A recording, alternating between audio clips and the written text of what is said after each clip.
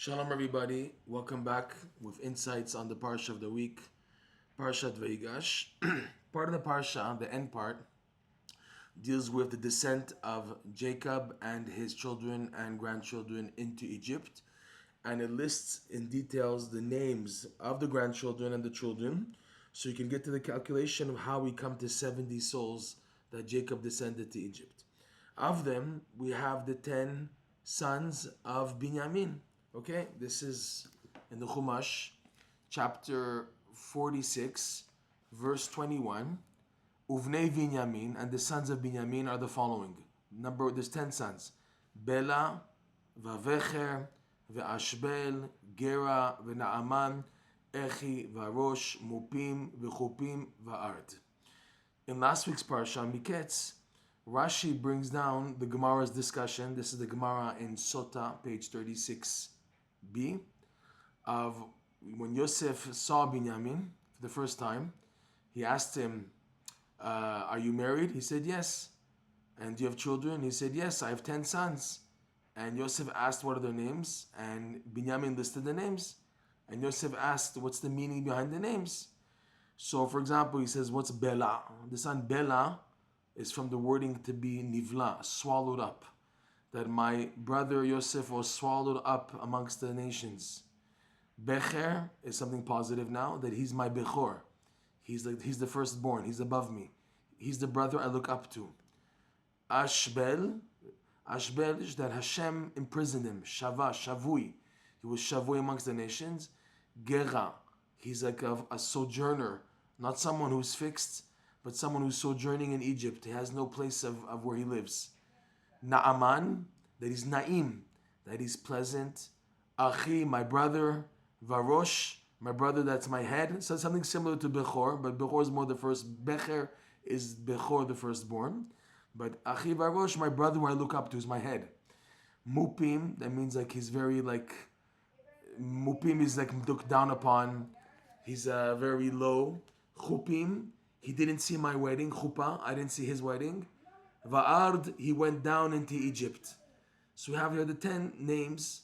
The Maharal of Prague points out, of the 10 names, 5 indicate the stature, the positive stature of Yosef, and 5 list the types of sufferings that Yosef went through, adding up to 10.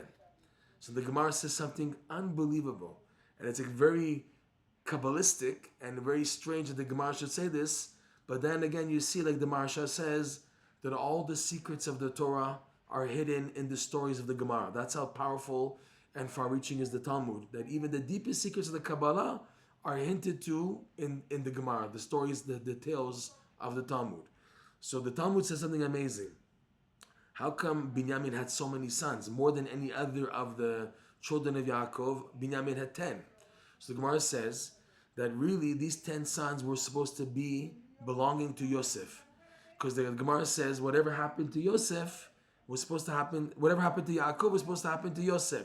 So just like Yaakov had 12 sons, Yosef was supposed to have 12 sons. In the end, he only had 2. He had Ephraim and Menashe. What happened to the 10? So the Gemara says something unbelievable, is that when Yosef was being tempted by Potiphar's wife, and the sexual burning urge was strong, and again, we're talking about a big tzaddik, so it's at a very high level, the Zohar says, when he's not like a gross, physical, low person. But it's 2 factors, is that Potiphar's wife was exceedingly beautiful, very beautiful, and number 2, he was being tested from a higher level of like an angelic level of passion. So what did Yosef do? He dug his toes into the earth in order that he should feel pain of his toes, his toenails digging into the floor, so that pain should take away, distract him from the sexual heating and temptation. And instead what happened is 10 drops of seed came out from the knuckles, kishrei etzbeotav, the 10 knuckles of his 10 fingers. So Yosef has 10 fingers. From the 10 fingers came out 10 drops of semen, of seed, as opposed to coming from a normal place. So therefore he's not liable for wasting seed because it didn't come out in a normal way. It didn't come out with a feeling of pleasure, which happens when there's actual sexual intercourse and sexual emission. It happened in a different way that it came out in a place which is not normal at all for seed to come out in the knuckles of the fingers. But nonetheless, it was considered wasted seed. And these 10 drops, Yosef lost out on having them. So instead, the Gemara says, Binyamin was to make up for Yosef's lost 10 souls, 10 sons. And then he had these 10 sons, which are really credit to Yosef, but they're called the sons of Binyamin. Okay? This is something unbelievable when you hear this, because Rabbi Nachman talks about the concept of the Tikkun HaKlali. And the Tikkun HaKlali involves reciting 10 specific chapters of Psalms, Tehillim, from the book of Tehillim. For those who don't know about them, they're called, the numbers in order are 16, 32, 41, 42, 59, 77, 90, 105, 90, 105, 137, and 150. I think I didn't miss anything there. And these 10 chapters correspond to the 10 types of melodies that were used in composing the book of Tehillim. There's 10 types of musical instruments and musical formats: lamnatseach, shir, nigun, tefillah, bracha, maskil. Okay, you have a list of 10 of them, and they're hinted to in these 10 specific chapters, and all involve using the fingers to play the instruments. There's no instruments that just have the mouthpiece, but there's a flute, there's a fiddle, there's the harp, there's a guitar. All of them involve fingers. So the combination of the fingers together bring out the 10 types of song. Okay? So they're hinted to the 10 types of fingers. So Yosef lost out. He was being tempted, but he passed the test but didn't pass. He passed the test that he didn't commit the sin with actual transgression with Potiphar's wife, but he did lose the 10 drops through his fingers. Why through the fingers and through the knuckles of the fingers?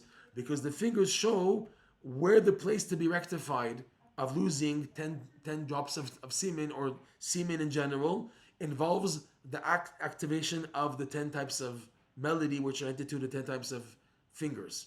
This concept of the fingers and melody is also stressed by Rabbi Nachman in his last story of the tales of Rabbi Nachman, Sipur Ma'asiyot, the stories, Rabbi Nachman's stories, the last story, number 13, on the 6th day of the beggar with no hands, that he's able with his 10 fingers to place them on the princess who was injected with 10 arrows, each one dipped in a different severe type of poison. So 10 types of poison on the 10 types of arrows, which entered her. Again, this is like the story that Rabbi Nachman's giving.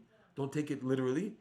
And he's able, with his 10 fingers, to extract the poison, which has really made her sick, and then heal her. And this Rabbi Nachman teaches also the idea of the 10 types of song, which are connected in the 10 types of fingers, and that being the healing, especially for blemished covenant, the sexual blemishes. So Yosef lost out 10 drops from his fingers. Why the fingers? To show that the rectification involves melody, where melody is a powerful format of simcha to activate the rectification. For this reason, Binyamin was given the merit to have the rectification of the 10 lost souls of Yosef come through him. Because Binyamin, in his name itself, and who he was the only tribe born in Eretz Yisrael. That's why he's called Binyamin. Binyamin, Rashi points out, the son born on the right side. That when facing westward, I think it's westward or eastward, Eretz Yisrael will be on the right side, So since Jacob was coming from Aram to Eretz Yisrael, and if you face eastbound, Eretz Yisrael would be on the right side because he's coming from the north. From the northeast corner, he's coming down to Eretz Yisrael. From Aram down to Eretz Yisrael. So he's the only one born in Eretz Yisrael. Rav Nosson goes on, and he says Yamin, the right, also connotes kindness, connotes light, connotes happiness. That's the idea of Yamin. A right is always doing good and feeling positive and happy and light and encouragement. So Binyamin in himself signifies the concept of joy and melody also, because the greatest place where music took place ever in the world was in the Beit HaMikdash.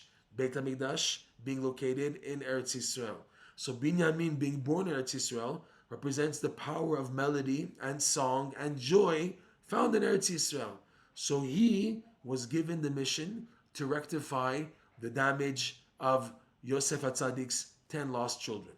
The question is, why did Yosef HaTzadik come to this? He was such a holy tzaddik, such a good person. Why in the world would he lose this out? So, Rav Nosson explains that you have Yaakov, Yosef, and Esav. Yaakov, the verse reads, is Beit Yaakov will be, the house of Jacob will be like a flame, a fire, and the house of Yosef will be like the flame of the fire, which goes out to destroy, and the house of Esau will be like straw, which will be burnt by the flame, which is Yosef. This is why Rashi brings down, once Yosef was born, and Yaakov had no longer any fear of facing challenges from Esav, he went back to Eretz Yisrael only once Yosef was born. Okay?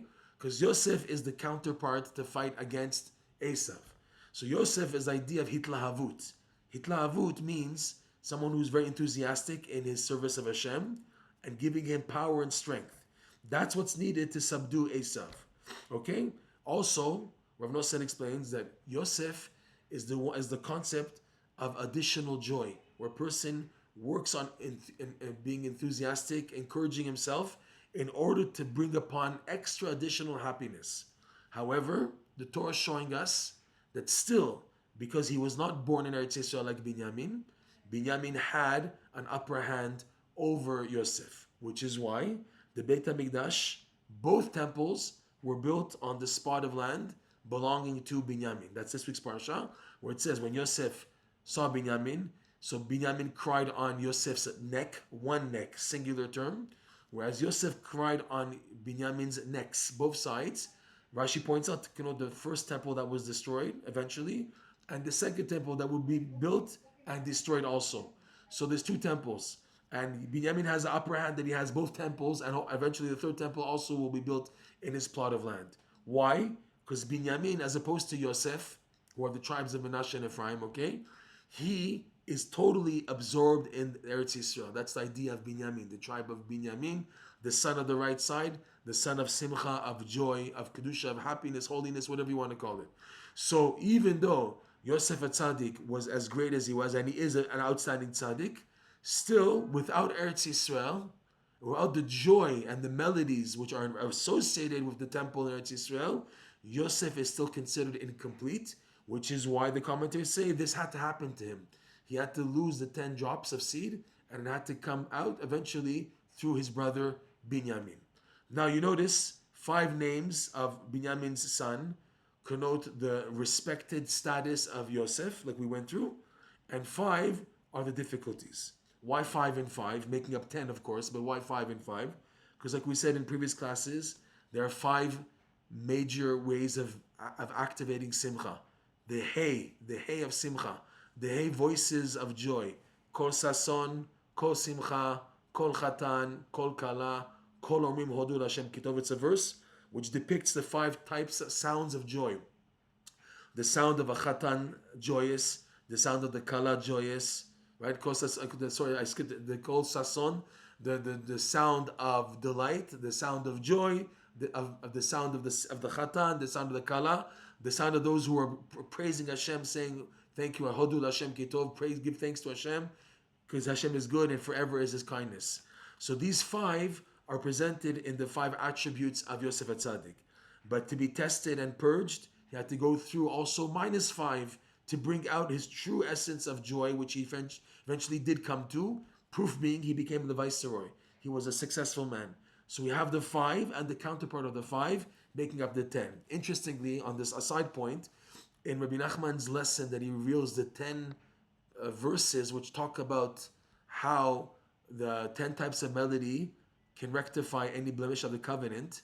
It's a lesson on Likutey Moharan, part 2, lesson 92. So in them, he brings 10 verses. 5 are from the book of Tehillim, and the other 5 are part are from the book of Proverbs, and part from the book of Eov. So what's interesting is also in the power of melody, you have 5 melodies which are just so beautiful and overwhelming that they just take over. They don't have to push away bad because it happens automatically on the presence of these 5 types of melodies.